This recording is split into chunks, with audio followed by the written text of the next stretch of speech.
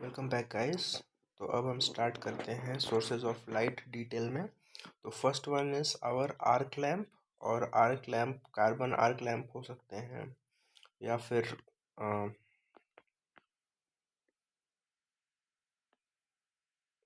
Flame arc lamp हो सकते हैं या फिर मैग्नेटिक आर्क लैम्प हो सकते हैं। तो आइए इसको वन बाय वन देख लेते हैं क्या होता है। ठीक है। तो आर्क लैम्प में क्या होता है कि दो इलेक्ट्रोड्स होते हैं और उनको हम क्या करते हैं, करंट उनमें से फ्लो करा के उन्हें पुल करते हैं, एक दूसरे से दूर लेके जाते हैं। तो electrodes pulled and arc formed. ठीक है। तो जब हम उसको पुल करते हैं तो आर्क फॉर्म होता है। तो जो आर्क मेंटेन्ड होता है वो by transfer of positive carbon particle to negative. ठीक है। ये हम लोग किसकी बात कर रहे हैं इस समय? कार्बन आर्क लैम्प पढ़ रहे हैं। ठीक है। तो arc maintained by transfer of positive carbon particles to negative.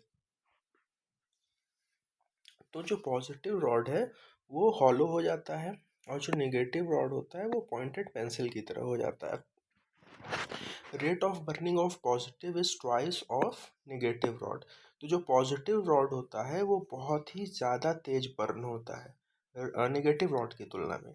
इस वजह से जो cross section of positive rod होता है वो हमेशा twice of the negative rod होता है। ठीक है। और ये पॉजिटिव रॉड जो होता है वो धीमे धीमे करके हॉलो होता जाता है और नेगेटिव रॉड जो है वो पॉइंटेड पेंसिल की तरह होने लगता है। ठीक है। तो कार्बन आर्क लैम्प में हम सीरीज रेजिस्टर यूज करते हैं। ठीक है। To stabilize the arc. और अगर एसी सप्लाई दे रहे हैं तो फिर हमको एक इंडक्टर यूज करना होगा टू स्टेबलाइज द आर्क। ठीक है। किस कलर की लाइट देता है carbon arc lamp? White colour light देता है। Most important, carbon arc lamp की एफिशिएंसी जो होती है वो होती है 12 ल्यूमेन पर वॉट। और कार्बन आर्क लैम्प यूज होते हैं हमारे सिनेमा प्रोजेक्टर में और सर्च लाइट्स में। ठीक है। जो ट्रांसफ़र होता है पार्टिकल्स का वो पॉजिटिव इलेक्ट्रोड से नेगेटिव इलेक्ट्रोड्स की तरफ होता है। जो दो इलेक्ट्रोड्स के बीच का जो डिस्टेंस होता है वो 2 से 3 होता है। ठीक है। जो डीसी वोल्टेज है वो 45 वोल्ट से ज़्यादा होना चाहिए। और जो ऑपरेटिंग वोल्टेज होता है कार्बन आर्क लैम्प का वो होता है 70 to 90 वोल्ट्स के बीच में। ठीक है। तो अब हमने कह दिया कि अच्छा 45 वोल्ट से ज़्यादा होता है और ऑपरेटिंग वोल्टेज भी 70 to 90 वोल्ट होता है। तो अगर हमें पता करना हो तो उसके लिए फॉर्मूला होता है voltage required for maintaining arc is equal to V is equal to 39 plus 2.8 L। ठीक है। And where L is the length of the arc in हमने पढ़ा था ना कि 2 से 3 के बीच इलेक्ट्रोड्स के बीच की दूरी होती है। तो वो उससे हमें पता चल जाएगा कि कितना वोल्टेज की ज़रूरत है एक आर्क को मेंटेन रखने के लिए। ठीक है। जो सीरीज रेजिस्टेंस हम यूज़ करते हैं कार्बन आर्क लैम्प में ये तो हमें पता चल गया। लेकिन वो सीरीज रेजिस्टेंस जो होता है वो ल्यूमिनस एफिशिएंसी को रिड्यूस कर देता है। ठीक है। और जो आर्क है, आर्क पे वोल्टेज ड्रॉप कितना होता है? 40 से 60 वोल्ट का वोल्टेज ड्रॉप देखने को मिलता है। जो 85% ऑफ द लाइट आ रही है कार्बन आर्क लैम्प में वो पॉजिटिव कार्बन रॉड से आती है। 10% लाइट हमको मिलती है नेगेटिव कार्बन रॉड से और 5% लाइट बाई द एयर मिलती है। ठीक है। तो जो पॉजिटिव कार्बन इलेक्ट्रोड होता है उसका टेम्परेचर होता है 3500 से 4000 डिग्री सेल्सियस के बीच में और नेगेटिव कार्बन का होता है 2500 डिग्री सेल्सियस। ठीक है। इसके बाद आता है हमारा फ्लेम आर्क लैम्प। तो ये भी इसका भी प्रिंसिपल वही है कार्बन आर्क लैम्प की तरह। लेकिन इसके इलेक्ट्रोड में हम 5 से 15% फ्लोराइड ऐड कर देते हैं। ठीक है। ये एक फ्लेम मटेरियल होता है। ठीक है। तो फ्लेम आर्क लैम्प में कार्बन के साथ साथ हम 5 से 15% फ्लोराइड ऐड कर देते हैं। ठीक है। Core type carbon electrodes used and cavities are filled with fluoride. तो जो फ्लोराइड है वो हम कैविटीज में फिल कर देते हैं। तो fluoride has characteristic which radiates light energy efficiently from very high heated arc stream. और इसकी जो ल्यूमिनस इफिशियंसी होती है बट वो कार्बन आर्क लैम्प से थोड़ी सी कम होती है, 8 ल्यूमेन पर वॉट होती है। ठीक है। इसके बाद अब हम आते हैं मैग्नेटिक आर्क लैंप में। इसमें जो पॉजिटिव इलेक्ट्रोड होता है वो कॉपर का होता है, ठीक है, और नेगेटिव इलेक्ट्रोड जो होता है वो मैग्नेटिक ऑक्साइड ऑफ आयरन होता है। ये हम रेयरली यूज़ करते हैं। तो अगर क्विकली इलेक्ट्रोड्स के टर्म में बात करें तो कार्बन आर्क लैंप में इलेक्ट्रोड्स प्योरली कार्बन के होते हैं। फ्लेम आर्क लैंप में कार्बन इलेक्ट्रोड से ही यूज़ करते हैं, लेकिन उसमें कुछ परसेंट फ्लोराइड भी ऐड कर देते हैं। और जो मैग्नेटिक आर्क लैंप होते हैं उसमें पॉजिटिव इलेक्ट्रोड हमारा कॉपर का होता है और नेगेटिव इलेक्ट्रोड जो होता है वो मैग्नेटिक ऑक्साइड ऑफ आयरन का होता है। ये रेयरली यूज़ होते हैं, ठीक है। उसके बाद नेक्स्ट है इनकैंडेसेंट लैंप, या ये एक हाई टेम्परेचर लैंप का ही एग्जांपल है। हाई टेम्परेचर लैंप में क्या क्या आते थे? इनकैंडेसेंट लैंप हो गया, हेलोजन हो गया, राइट। तो इसको देख लेते हैं। एप्लीकेशन क्या होता है इनकैंडेसेंट लैंप का? They are used for general lighting, okay.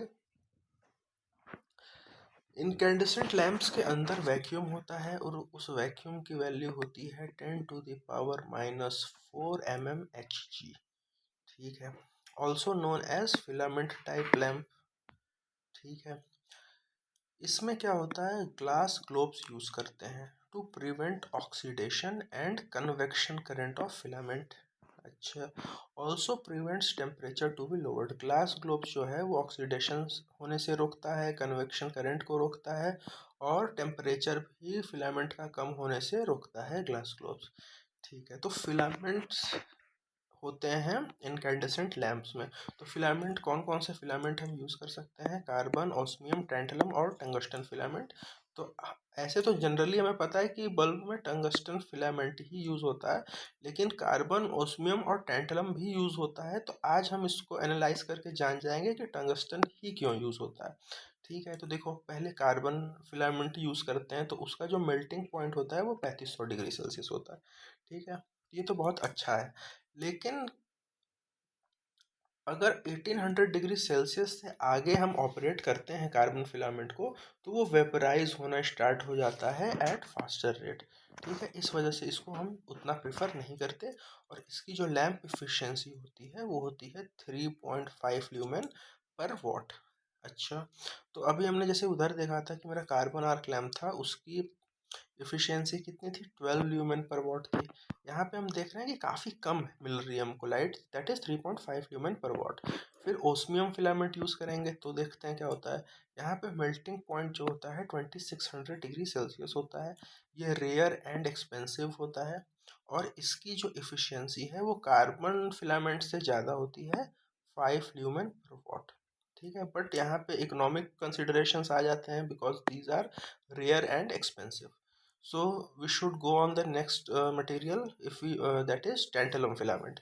तो जब हम टेंटलम यूज़ करते हैं तो टेंटलम का मेल्टिंग पॉइंट होता है 2800 डिग्री सेल्सियस, और इसकी एफिशिएंसी भी ओस्मियम की तरह होती है, 5 ल्यूमेन पर वॉट, ठीक है। But it can not be used for high temperature. अच्छा, now we will come to tungsten filaments. तो टंगस्टन जो है उसका मेल्टिंग पॉइंट 3400 डिग्री सेल्सियस है, यानी टेम्परेचर वाइज तो ये कार्बन के टक्कर का दिखता है। लेकिन जो चीज़ इसको अलग बना देती है अदर फिलामेंट से वो होती है ल्यूमिनियस एफिशिएंसी, ठीक है। अगर हम टंगस्टन को वैक्यूम बल्ब में यूज़ करेंगे तो उसकी एफिशिएंसी 10 ल्यूमेन पर वॉट मिलती है। और अगर हम उसी ग्लास में कोई गैस फिल करके यूज़ करते हैं टंगस्टन फिलामेंट को, तो हमको उसकी एफिशिएंसी मिल जाती है 12 ल्यूमेन पर वॉट, जो कि चारों में सबसे ज़्यादा है कि नहीं।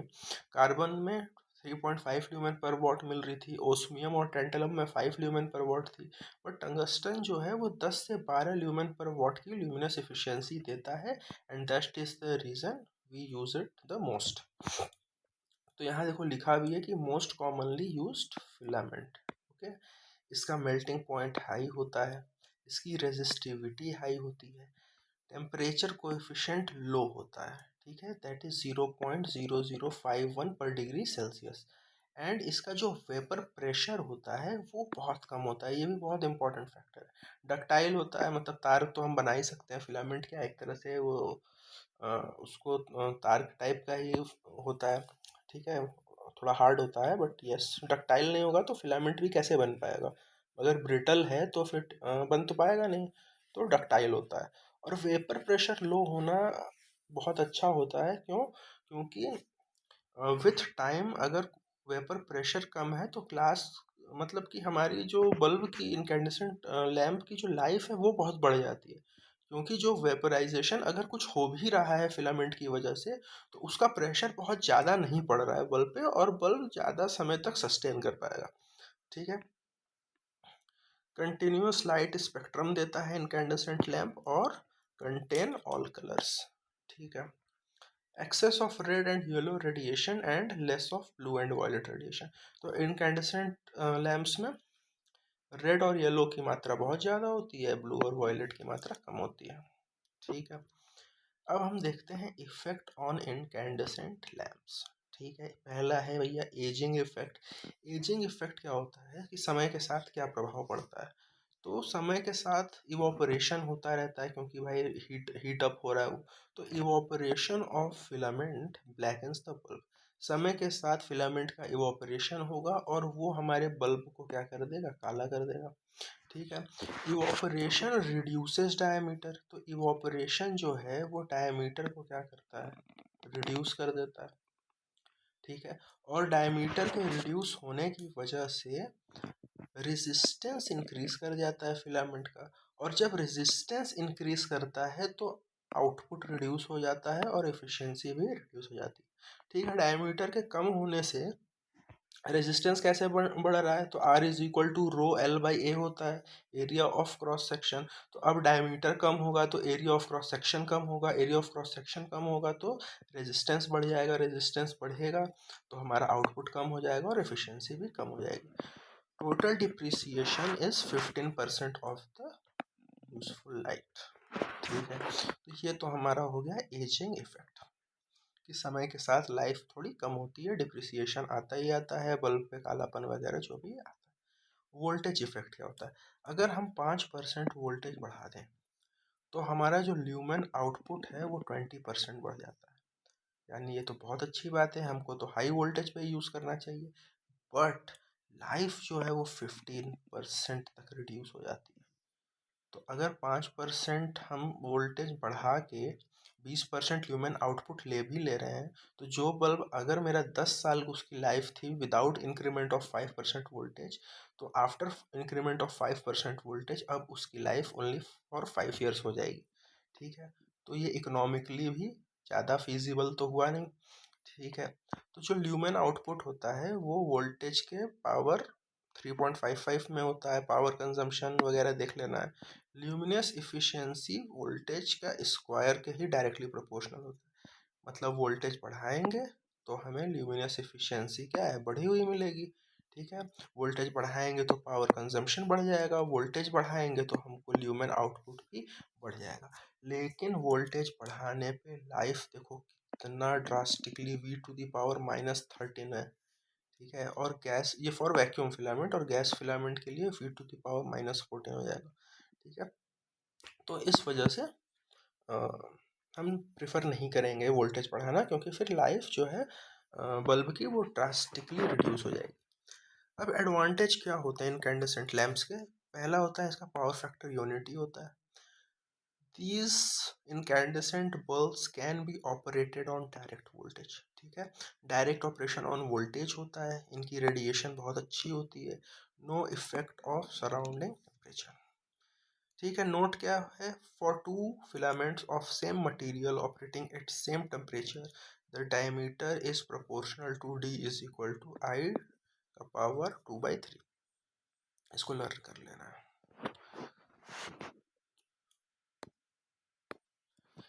अब आता है गैस फील्ड लैंप्स। ठीक है। तो ये भी इनकैंडेसेंट लैंप्स ही हैं, लेकिन अभी तो क्या था कि इनकैंडेसेंट लैंप्स के इनसाइड वैक्यूम था। तो हम ये देख रहे थे कि अगर जब भी हम 2000 डिग्री सेल्सियस से ऊपर टेम्परेचर हो जाता था बल्ब का, तो इवोपरेशन की वजह से इवोपरेशन जो है वो बल्ब को ब्लैक कर देता था ड्यू टू द ऑक्सीडेशन। ठीक है, तो हमको भाई बल्ब ब्लैक हो जाएगा तो ऑफ कोर्स उसकी एफिशिएंसी बहुत कम हो जाएगी, वो उतना ज़्यादा अच्छे से ब्राइट नहीं कर पाएगा, लाइट अप नहीं कर पाएगा अपने सराउंडिंग को। ठीक है, तो to reduce evaporation inert gas argon with small percent of nitrogen is filled. ठीक है, तो इनकैंडेसेंट लैंप में ही 2000 डिग्री सेल्सियस के ऊपर का अगर टेम्परेचर हो रहा है तो इवापोरेशन की प्रॉब्लम आएगी, और इस इवापोरेशन की प्रॉब्लम को घटाने के लिए हम इनकैंडेसेंट लैंप में आर्गन यूज़ करेंगे अलोंग विथ थोड़ा सा नाइट्रोजन के साथ। तो क्या पर्पज़ है इस आर्गन और नाइट्रोजन का? आर्गन हम यूज़ करते हैं इवापोरेशन को रिड्यूस करने के लिए, और नाइट्रोजन हम यूज़ करते हैं to reduce the possibility of arcing. Arcing नहीं होनी चाहिए गैस में, ठीक है, इस वजह से हम नाइट्रोजन यूज़ कर लेते हैं। अब आर्गन से भी अच्छा होता है क्रिप्टॉन। अगर हम क्रिप्टॉन यूज़ करें तो वो और अच्छे से इवापोरेशन को रिड्यूस कर पाएगा। ठीक है, krypton is the best gas but expensive, therefore use in special purpose lamps such as miner lamps. ठीक है, ये इवोपरेशन का प्रॉब्लम था। ठीक है, उसी तरह हम एक चीज़ और यूज़ कर सकते हैं। अभी हमने क्या यूज़ किया कि इनकैंडेसेंट लैंप में ही गैस यूज़ कर लिया। उसके बाद हम चीज़ और भी चीज़ें यूज़ कर सकते हैं, जैसे कॉइल्ड कॉइल फिलामेंट यूज़ करें। So it is used because it occupies less area. ठीक है, therefore less heat loss due to convection current. जब एरिया कम है तो हीट लॉस भी कम हो जाएगा। Coiled coil filament made by winding tungsten wire. तो जो कॉइल्ड कॉइल फिलामेंट होते हैं वो टंगस्टन के ही बनते हैं। On a fine iron wire to form a spiral which is again wound on a thick iron wire to form a coiled coil. Iron is later dissolve by acid. तो हम क्या करते हैं ना कि एक आयरन का वायर ले लेते हैं, ठीक है, और उस आयरन के वायर के अराउंड हम टंगस्टन वायर को ऐसे ऐसे ऐसे ऐसे करके कॉइल कर देते हैं। उसके बाद हम इस आयरन को एसिड में डाल के डिसॉल्व कर देते हैं और हमको जो मिलता है कॉइल्ड कॉइल फिलामेंट मिल जाता है। ठीक है, क्यों यूज़ करते हैं? एरिया को कम करने के लिए। इसकी वजह से हीट लॉस कम होगा, तो जब हीट ही कम कर दिया तो अब इवोपरेशन भी कम हो जाएगा। जो 2000 डिग्री सेल्सियस पे इवोपरेशन हो रहा था तो अब वो और ज़्यादा टेम्परेचर बढ़ाने पे होगा, और नहीं होगा अदरवाइज जितने पहले हो जा रहा था। ठीक है, उसके बाद आता है sir helical filaments. It also have slower rate of tungsten evaporation. In gas-filled, black spot forms at the top of the bulb instead whole bulb as in high vacuum bulb। ठीक है, तो क्या था कि जो ब्लैक इवोपरेशन की वजह से जो बल्ब ब्लैकनिंग की प्रॉब्लम आ रही थी, तो जब हम वैक्यूम बल्ब यूज़ करते हैं, जब हम incandescent lamp with vacuum use करते हैं, तो हमारा पूरा बल्ब पे ब्लैकनिंग का इफेक्ट आता है इवोपरेशन की वजह से। बट अगर हम गैस फिल्ड लैंप यूज़ करते हैं तो हम क्या देखते हैं कि जो ब्लैक स्पॉट फॉर्म हो रहा है वो बल्ब के टॉप पे हो रहा है। ठीक है, एफिशिएंसी क्या होती है इनकैंडेसेंट के गैस फिल्ड लैंप्स की? 12 ल्यूमेन पर वॉट। हमने पढ़ा था कि वैक्यूम वाले का 10 ल्यूमेन पर वॉट होता है और गैस फिल्ड का 12 ल्यूमेन पर वॉट होता है। What are getter chemicals? To capture vapour and reduce rate of black. ठीक है, क्योंकि वेपराइजेशन हो रहा है बल्ब के अंदर, तो हम एक गेटर केमिकल यूज करते हैं, वो इस वेपर्स को कैप्चर कर लेता है। अब जब वेपर कम हो गए तो ब्लैकनिंग का रेट भी क्या हो जाएगा? कम हो जाएगा।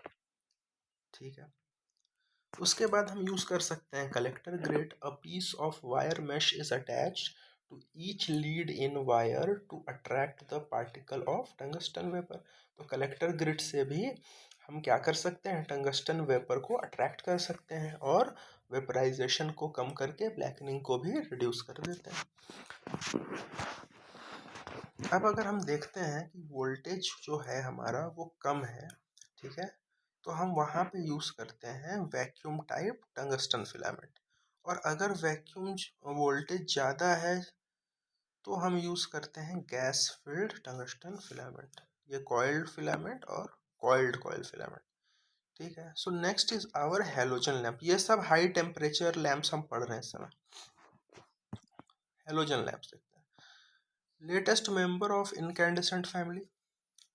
हेलोजन लैम्प में रीजनरेटिव साइकिल होती है, that is addition of small amount of halogen vapour to the filling gas restores part of evaporated tungsten back to the filament by means of a chemical reaction।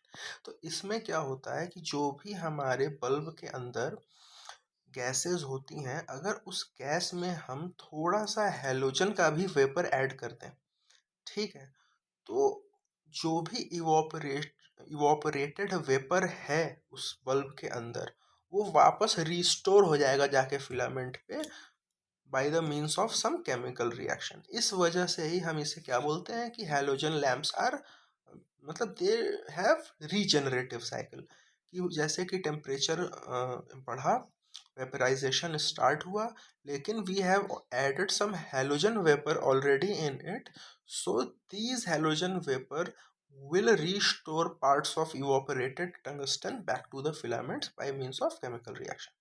Advantage क्या है? कोई blackening नहीं होगी lamp की, no depreciation in lumen output, temperature जो है high operating temperature, इसको high temperature पे ऑपरेट कर सकते हैं। देखो ल्यूमिनस एफिशिएंसी इसकी कितनी ज़्यादा है, सारे हाई टेम्परेचर लैम्प में सबसे ज़्यादा ल्यूमिनस एफिशिएंसी ये भाई साहब रखते हैं 22 से लेके 33 ल्यूमेन पर वॉट। लॉन्ग लाइफ होती है, 2000 घंटे तक चलते हैं। रिड्यूस्ड डायमेंशन, मिनिएचर साइज, बहुत छोटे साइज के ये बल्ब्स बन जाते हैं हेलोजन लैम्प्स, और बेटर कलर रेंडिशन देते हैं।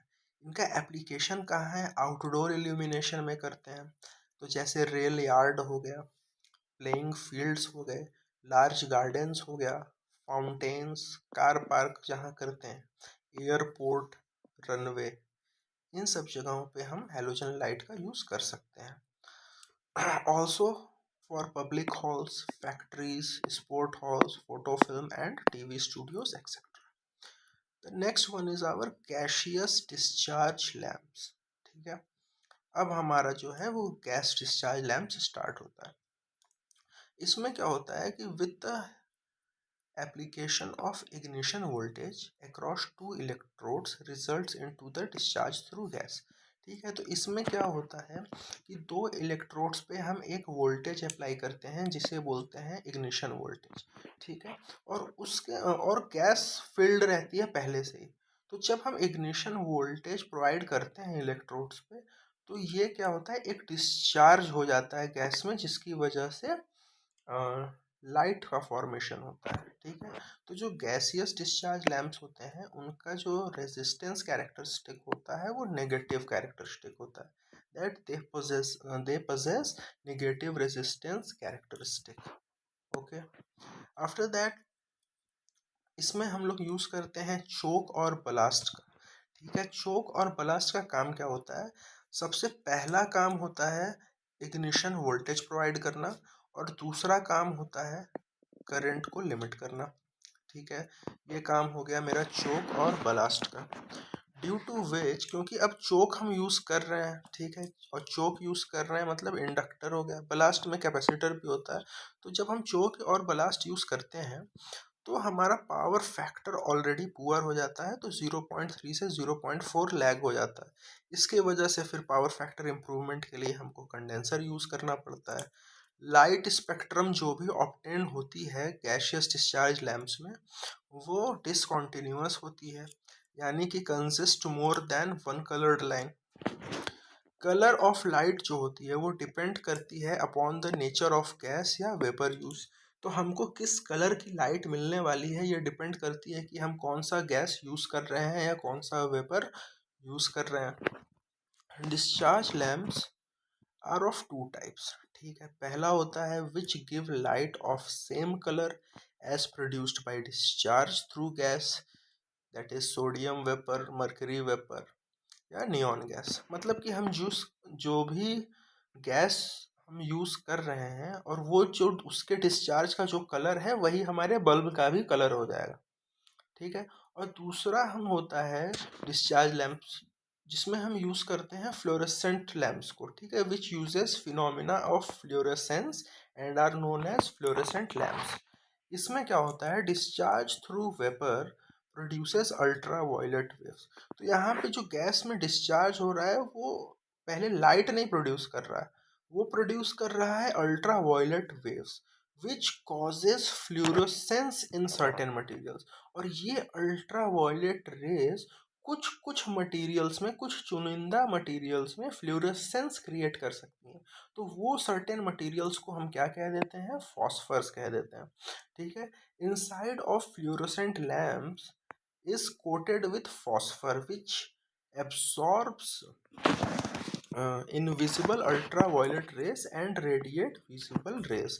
ठीक है। तो क्या होता है कि फ्लूरोसेंट लैम्प में ये फॉस्फर्स होते हैं और ये जब जो गैशियस डिस्चार्ज में जो अल्ट्रावायलेट रेस फॉर्म हो रहे थे उन्हें ये फॉस्फर एब्जॉर्ब कर लेते हैं और एक विजिबल रेस रेडिएट करते हैं। ठीक है। फ्लूरोसेंट मर्करी वेपर ट्यूब वगैरह एग्जाम्पल है। इसके ड्रॉबैक्स क्या हैं, कैपिटल कॉस्ट हाई होता है, पुअर पावर फैक्टर होती है, ये ओवरऑल गैशियस डिस्चार्ज लैम्प की बात हो रही है। ठीक है। Starting requires transformer and ballast, भैया ट्रांसफार्मर और बलास्ट की ज़रूरत होती है, because of which it take some time to attain full brilliancy. ठीक है। क्योंकि ट्रांसफार्मर यूज़ कर रहे हैं और बलास्ट यूज़ कर रहे हैं तो इस वजह से ये पूरी तरह से जलने में थोड़ा सा टाइम ले लेते हैं, पूरा 100% आउटपुट देने में दे टेक सम टाइम। जो बलास्ट यूज करते हैं is use to stabilising the current, as such lamps have negative resistance characteristic. हमने पहले ही देख लिया कि भाई जो गैसेस डिस्चार्ज लैम्प्स होते हैं उनकी कैरेक्टरिस्टिक नेगेटिव होती है, और जो बलास्ट यूज करते हैं वो हम क्यों कर रहे हैं, करंट को स्टेबलाइज करने के लिए। लेकिन जो पहला काम होता है वो हमेशा होता है इग्निशन वोल्टेज प्रोवाइड कराना। ठीक है। And this is the secondary work. जो लाइट आउटपुट है वो फ्लक्चुएट करती है twice of the supply frequency. इसकी वजह से स्ट्रोबोस्कोपिक इफेक्ट भी हमको देखने को मिलता है। ठीक है। और ये लैंप्स जो हैं ये पर्टिकुलर पोजीशन में ही यूज़ किए जा सकते हैं, दैट इज़ या तो हॉरिजेंटली या तो वर्टिकली। वो हम बताएंगे कौन से लैंप में किस पोजीशन में यूज़ किया जाता है। तो अब जो पहला एग्जांपल है मेरा गैसियस डिस्चार्ज लैंप का, वो है sodium vapour lamp. Sodium vapour lamp monochromatic light देते हैं। Let me change the colour of this pen, I think blue is good. ठीक है। सोडियम वेपर लैंप में हम नियॉन गैस को यूज करते हैं,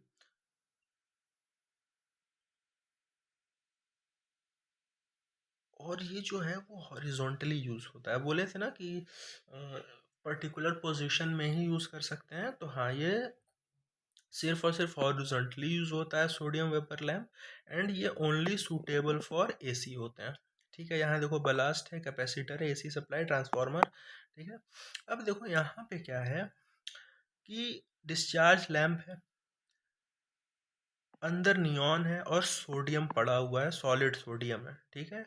और नियॉन गैस का डिस्चार्ज मतलब नियॉन गैस फिल्ड रहती है। ठीक है। नियॉन गैस फिल्ड है इसमें। ये मेरा वैक्यूम है। ठीक है।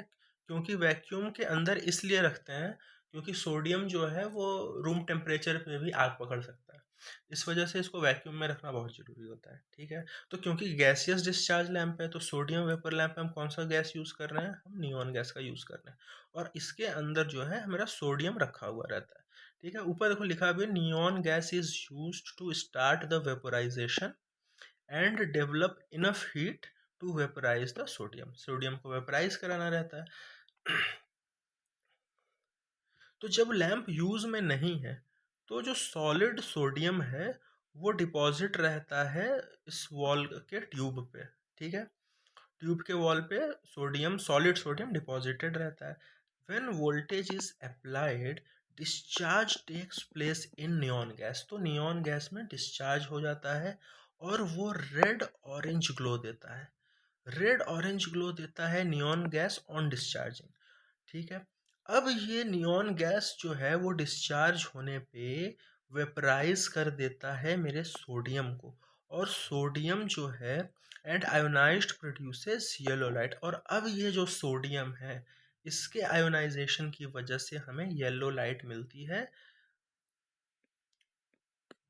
मेक्स ऑब्जेक्ट अपीयर, हाँ पीला रंग का दिखने लगता है। तो अगर हम कहें कि सोडियम वेपर लैंप कौन सा कलर देता है, तो येलो लाइट देता है। लेकिन जो नियॉन का डिस्चार्ज का कलर होता है वो होता है रेड ऑरेंज कलर ग्लो। ठीक है, ये हमें मिल गया। सोडियम वेपर लैंप की इफ़िशियंसी देखो होती है 40 से 50 ल्यूमेन पर वॉट की होती है। लाइफ स्पैन जो है 3000 आवर्स का होता है। It will come up in its full brilliancy in 15 minutes. 15 minute में ये फुल ब्रिलियंसी अटेन करता है, मतलब कि इंस्टेंट लाइटिंग का ऑप्शन तो है ही नहीं सोडियम वेपर लैंप में। ठीक है, ये किस किस रेटिंग्स में मिलता है? 45 वॉट, 60 वॉट, 85 वॉट या 140 वॉट्स। आयोनाइजेशन वोल्टेज जो है वो 5 वोल्ट होता है सोडियम वेपर लैंप। सोडियम का अगर हमको वेपराइज आयोनाइजेशन करवाना है तो हमको एटलीस्ट 5 वोल्ट लगेगा। ठीक है, inner tube is placed inside the vacuum tube. तो जो इनर ट्यूब है वो हम वैक्यूम ट्यूब के अंदर रखते हैं, otherwise the sodium will absorb the moisture from the environment and burns. ठीक है, open circuit secondary voltage is 470 to 480 voltage. ठीक है, इग्निशन वोल्टेज जो है वो 470 से 480 वोल्ट है। ये इंपॉर्टेंट भी हम कह सकते हैं इसको क्वेश्चन के पॉइंट ऑफ व्यू से, कि आयोनाइजेशन वोल्टेज तो 5 वोल्ट है, लेकिन इग्निशन वोल्टेज जो है वो 470 से 480 वोल्ट के बीच में होता है। सोडियम वेपर लैंप को हम यूज़ करते हैं street lighting, parks, railway and storage yards वगैरह में। Next is high pressure mercury vapour discharge lamp. ठीक है, अब हमको मर्करी वेपर लैम्प पढ़ना है, एमए टाइप। इसमें voltage is applied between auxiliary and main electrode. हम वोल्टेज कहाँ अप्लाई करते हैं? ऑक्सिलरी और मेन इलेक्ट्रोड के बीच में, यानी कि इसमें जो दो इलेक्ट्रोड होते हैं, एक होता है ऑक्सिलरी इलेक्ट्रोड और एक होता है मेन इलेक्ट्रोड, और इसी के दरमियान हम वोल्टेज को अप्लाई करते हैं। इसमें जो डिस्चार्ज होता है वो आर्गन गैस के थ्रू होता है। ठीक है, सोडियम वेपर लैंप में नियॉन गैस यूज होता है और मर्करी वेपर लैंप में आर्गन गैस यूज होता है।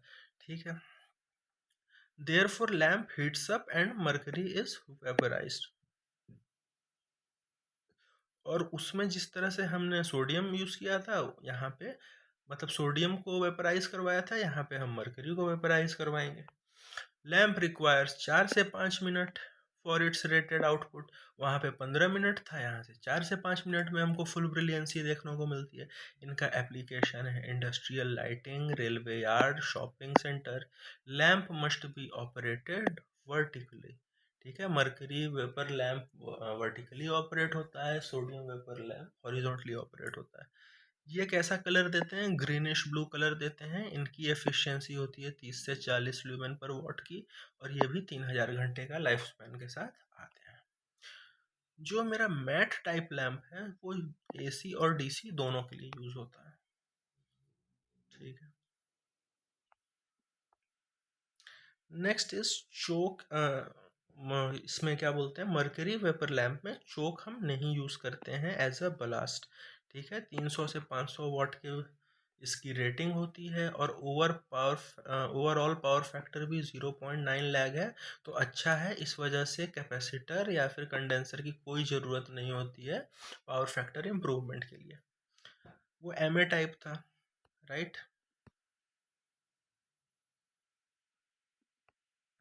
अब हम देख रहे हैं M B type can be use in 80 watt and 125 watt and similar to M A type. फिर थर्ड जो गैसियस डिस्चार्ज लैम्प होता है वो होता है मर्करी आयोडाइड लैम्प। इसमें क्या होता है कि हम थोड़ा सा आयोडाइड ऐड कर देते हैं। इसकी वजह से लैम्प एफिशिएंसी और इम्प्रूव हो जाती है, 75 से 90 ल्यूमेन पर वॉट हो जाती है। ये फ्लड लाइटिंग और पब्लिक लाइटिंग में हम मर्करी आयोडाइड लैम्प को यूज़ करते हैं। The next one is neon lamp.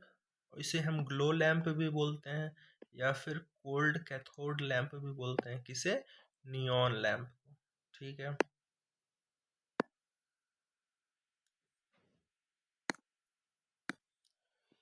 इसमें क्या होता है कि हम नियॉन गैस तो यूज़ करते ही करते हैं, लेकिन नियॉन के साथ हल्का सा हम हीलियम भी यूज़ करते हैं।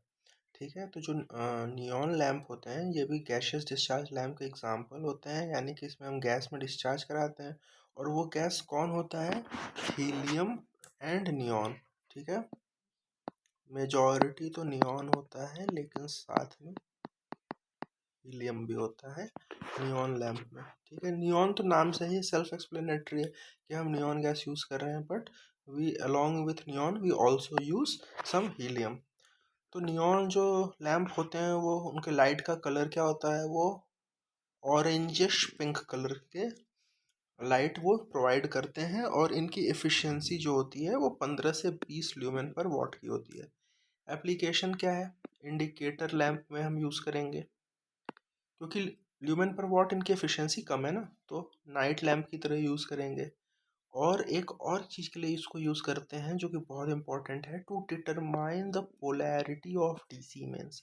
ठीक है, डीसी मेंस की पोलैरिटी को डिटरमाइन करने के लिए भी हम नियॉन लैंप का यूज़ करते हैं। ये एसी और डीसी दोनों पे वर्क करेंगे। जब हम एसी पे यूज़ करेंगे तो इक्वल साइज इलेक्ट्रोड्स लेंगे, और जब हम डीसी पे करेंगे तो हम निगेटिव इलेक्ट्रोड जो है वो थोड़ा बड़ा लेंगे। ठीक है, फिर उसके बाद आता है फ्लोरोसेंट लैम्प। ये वर्क करता है प्रिंसिपल ऑफ फ्लोरोसेंस पे। ठीक है, इसमें क्या होता है? Kinetic energy of ionised particle is converted into light energy. ठीक है, तो जो आयोनाइज्ड पार्टिकल्स हैं उनकी जो काइनेटिक एनर्जी है वो लाइट एनर्जी में कन्वर्ट हो जाती है। With the help of fluorescent material which are called phosphor, it is coated inside the surface of the lamp. ठीक है, जो फॉस्फर मटेरियल होता है वो लैम्प के इनसाइड पे कोटेड रहता है। और फॉस्फर मटेरियल होते क्या क्या है? जिंक सिलिकेट या कैडमियम सिलिकेट। इनकी एफिशिएंसी होती है 40 ल्यूमेन पर वॉट की। साइज जो है, डायमीटर होता है 25 mm का, और लेंथ हो सकती है 0.35 मीटर से 1.5 मीटर इन लेंथ तक, यानी 1.5 मीटर तक ये लंबे हो सकते हैं, क्योंकि ट्यूबलाइट बेसिकली यहाँ बात हो रही है। ठीक है, फिर वॉटेज जो है 14 वाट से 80 वाट के बीच में इनकी वॉटेज होती है। Fluorescent can be started by two type of starter. तो जो फ्लूरोसेंट लैम्प्स हैं इनमें स्टार्टर के यूज़ करना पड़ता है। अब तो कुछ स्टार्टर लेस भी फ्लूरोसेंट लैम्प्स हो गए हैं, लेकिन इनिशियली स्टार्टिंग डेज में हमको स्टार्टर यूज़ करना पड़ता था।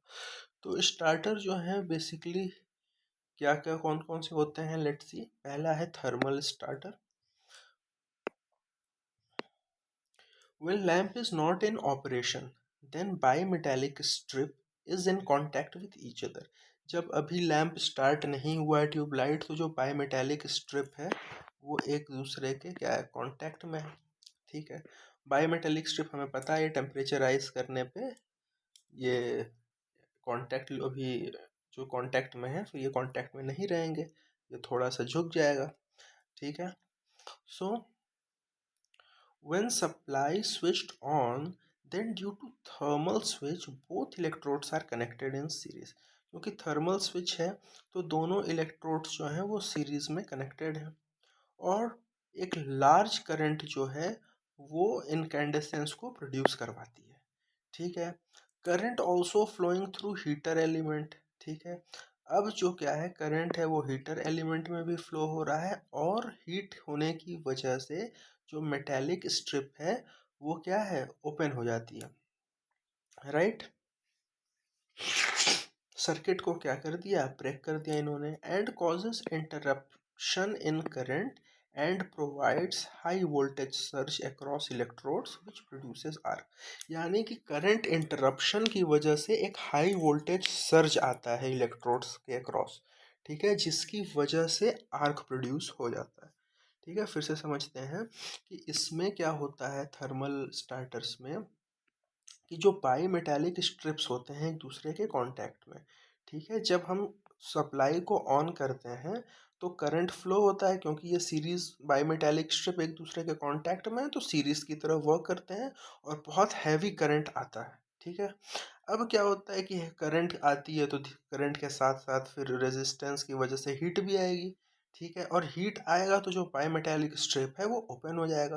तो जब ये बाईमेटालिक स्ट्रिप ओपन होता है, करंट इंटरप्शन होता है, इसकी वजह से एक हाई वोल्टेज सर्ज आता है इलेक्ट्रोड्स पे, जो कि आर्क को प्रोड्यूस करता है। ठीक है, ये कॉम्प्लिकेटेड होते हैं, इनमें पावर लॉस हाई होता है और अब यूज़ भी नहीं होता है। Sorry, note, fluorescent lamp causes radio interference. ठीक है, जो फ्लोरेसेंट लैम्प होते हैं वो रेडियो इंटरफेरेंस कॉज करते हैं। Therefore to minimise this radio interference a small capacitor 0.05 microfarad is connected across starter terminal. ठीक है, तो क्या कह रहा है कि फ्लोरेसेंट लैंप्स जो होते हैं वो रेडियो इंटरफेरेंस कॉज करते हैं। इस रेडियो इंटरफेरेंस को रिड्यूस करने के लिए हम एक बहुत ही स्मॉल वैल्यू का कैपेसिटर, जिसकी वैल्यू 0.05 माइक्रोफेरेड होगी, वो हम स्टार्टर टर्मिनल के पैरेलल हम लगा देते हैं। ठीक है, चोक का भी यूज़ कर रहे हैं इसमें हम, तो choke is used for high voltage surge. ठीक है, थर्मल स्टार्टर जो होता है ये इंपॉर्टेंट है, एग्जाम में काफ़ी टाइम पूछ चुका है, is a current operated device. Thermal starter कैसे डिवाइस होते हैं? करंट ऑपरेटेड डिवाइस होते हैं। Next is glow type starter. ये कैसे होते हैं? Voltage operated device. Glow type starter, glow type starter में जो ग्लास है वो फिल्ड होता है हीलियम और हाइड्रोजन से। ये क्वेश्चन एग्जाम में आ चुका है। ठीक है, कि ग्लो टाइप स्टार्टर में कौन सी गैस का मिक्सचर होता है? तो वो होता है हीलियम और हाइड्रोजन का। ठीक है, when supply switched on glow discharge is produced. ठीक है, जब हमने सप्लाई ऑन की तो ग्लो डिस्चार्ज प्रोड्यूस हुआ at small current which is not enough to heat up the tube but enough for heating the bimetallic strip. ठीक है, कहता है कि जब हमने सप्लाई को ऑन किया तो एक डिस्चार्ज हुआ। ठीक है, और ये डिस्चार्ज बहुत स्मॉल करंट पे प्रोड्यूस हुआ। अब ये करंट की वैल्यू जो है वो इतनी तो नहीं है कि पूरे ट्यूब को हीट अप कर पाए, लेकिन इतनी ज़रूर है कि बाई मेटेलिक स्ट्रिप को ये ट्रिगर कर देगी। ठीक है, अब क्या है कि आफ्टर 1 और 2 second by metallic strip opens. ठीक है, तो 1-2 सेकेंड के बाद ही बाई मेटेलिक स्ट्रिप ओपन हो जाएगी, और हमें पता है कि जब बाई मेटेलिक स्ट्रिप ओपन होती है तो एक हाई वोल्टेज सर्ज प्रोड्यूस होता है, और ये हाई वोल्टेज सर्ज जो है वो सफिशिएंट होता है to produce the discharge in tube. ठीक है, now starter less tube is used. अब तो स्टार्टर लेस ट्यूब भी आने लगे हैं। और एक होता है ऑटो ट्रांसफॉर्मर स्टार्टर, ये यूज़ करते हैं फॉर इंस्टेंट स्टार्टिंग के लिए। ठीक है, फ्लोरोसेंट लैंप जो होते हैं वो हम एसी और डीसी दोनों पे यूज़ कर सकते हैं, लेकिन जब हम एसी पे यूज़ करते हैं तो ये क्या करते हैं? स्ट्रोबोस्कोपिक इफेक्ट को प्रोड्यूस करते हैं। ठीक है, वेरस जब हम फ्लोरोसेंट लैंप को डीसी पे यूज़ करते हैं तो कोई भी स्ट्रोबोस्कोपिक इफेक्ट नहीं होता है, और कोई भी पावर फैक्टर करेक्शन की भी कोई प्रॉब्लम नहीं होती है। अब देखते हैं ड्रॉबैक्स क्या है। लो इफ़िशियंसी होती है फ्लोरोसेंट लैंप्स की। ठीक है, क्योंकि हम इसमें बहुत सारा पावर लॉस कर देते हैं बलास्ट में, सीरीज रेजिस्टेंस में, जिसकी वजह से लैंप का कॉस्ट भी बढ़ जाता है। इनकी लाइफ भी लेस होती है। ठीक है, about 80% of AC fluorescent tube के। ठीक है, अब इसमें मॉडिफिकेशन कुछ कर सकते हैं हम। ठीक है, choke coil has low impedance on DC. Choke coil जो है वो लो इम्पिडेंस प्रोवाइड करता है डीसी पे। Therefore ballast resistance is connected in series with choke to limit the current. ठीक है, अच्छा क्यों लो इम्पिडेंस होता है चोक कॉइल का डीसी पे? क्योंकि हमको पता है कि डीसी पे जो इंडक्टर होता है वो शॉर्ट सर्किट की तरह वर्क करता है। ठीक है, तो रिएक्टेंस वैल्यू तो ऑलरेडी ख़त्म हो चुकी है, तो जितना भी इम्पिडेंस है वो रेजिस्टेंस के ही इक्वल है। ठीक है, तो क्या हुआ कि ओवरऑल इम्पिडेंस कम हो जाता है ऑन डीसी। इस वजह से जो बलास्ट रेजिस्टेंस है वो सीरीज में कनेक्ट हम कर देते हैं चोक के साथ to limit the current. Only thermal type starter is used. Reverse switching is used. Life जो होती है 7500 आवर्स होती है. ठीक है. Best performance is obtained at room temperature that is 20 से 25 डिग्री सेल्सियस. फ्लोरोसेंट लैम्प्स की मेरिट क्या होती है? High luminous efficiency. ठीक है. ल्यूमिनस इफिशियंसी थी कितनी हाउएवर?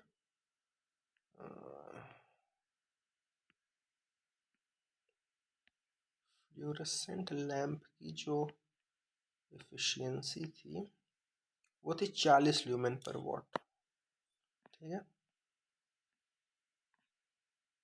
तो इनकी ल्यूमिनस एफिशिएंसी काफ़ी हाई होती है. रनिंग कॉस्ट बहुत लो होता है. जो हीट आउटपुट है वो कम होता है. लॉन्ग लाइफ होती है. ये ग्लेयर कम प्रोड्यूस करते हैं. और इनके डीमेरिट क्या है भाई? स्ट्रोबोस्कोपिक इफेक्ट ले आते हैं. मैग्नेटिक हम भी लाते हैं fluorescent lamps. Colour of fluorescent lamp depends on fluorescent powder coated inside the surface of lamp. हाँ, जो कलर जो रहेगा फ्लोरोसेंट लैम्प का वो वही हमारे फॉस्फर मटेरियल पर डिपेंड करेगा. जैसा भी फॉस्फर मटेरियल यूज़ कर रहे हैं उसके करस्पॉन्डिंग कलर हमको देखने को मिलेगा. ठीक है. अब इसमें देखो दो टाइप के कलर के बारे में बात मैंने लिखा हुआ है नोट में कि वाइट डिलक्स कलर हम कब यूज़ करते हैं और वॉर्म वाइट डिलक्स कब यूज़ करते हैं. तो अगर हमें ऑफिस स्कूल या दुकान की बात करें तो हम सिर्फ वाइट डिलक्स यूज़ करेंगे.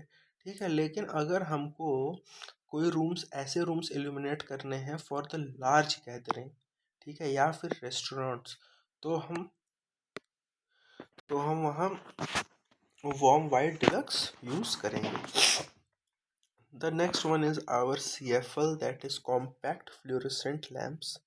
ठीक है. इसमें क्या होता है कि जो मैग्नेटिक बलास्ट होता है वो रिप्लेस कर देते हैं हम इलेक्ट्रॉनिक बलास्ट से.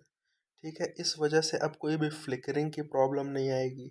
कोई भी स्लो स्टार्टिंग की प्रॉब्लम नहीं आएगी. तो CFL में क्या करते हैं? मैग्नेटिक बलास्ट को हम इलेक्ट्रॉनिक बलास्ट से रिप्लेस कर देते हैं. ये दो टाइप के होते हैं, इंटीग्रेटेड और नॉन इंटीग्रेटेड. देखते हैं. इनकी एफिशिएंसी जो होती है वो होती है 40 ल्यूमेन पर वॉट की. इंटीग्रेटेड में क्या होता है कि हम CFL प्लस बलास्ट को यूज़ करते हैं. बलास्ट हमारा इलेक्ट्रॉनिक बलास्ट होगा. और नॉन इंटीग्रेटेड टाइप में क्या होता है? Ballast is installed in luminaire only, tube is changed. ठीक है.